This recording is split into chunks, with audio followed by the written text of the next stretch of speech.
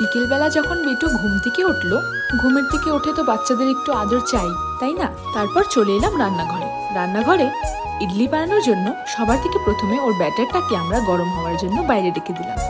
তারপর গরম গরম চা আর বিস্কুট বানিয়ে নিলাম। আর দেখো, আমার বেটুও কিন্তু আমাদের সাথে চা আর বিস্কুট এনজয় করছে। চা দেইনি, শুধু বিস্কুটটাই দিয়েছিলাম।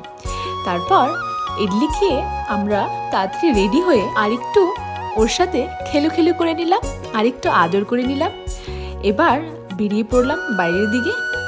বাইরে বেরিয়ে পাশেই একটা মন্দির আছে, ওই মন্দিরটাতে দেখি অনেক সুন্দর পুজো হচ্ছিল, অনেক ভিড়ভাড় ছিল। তারপর সেখান থেকে চলে গেলাম আমরা ফ্যামিলি সুপারমার্কেট। ওখানে দেখো কেমন দৌড়াদৌড়ি করছে বেটু। তারপর একটু কিছু জিনিস নিয়ে চলে এলাম বাড়ির পথে। বাড়িতে পড়তে বসতে হলে আমি কি ওকে পড়াবো, ওই উল্টো আমাকে পড়িয়ে দেয়। আর পড়তে বসে একটু মজাও করে নেয়।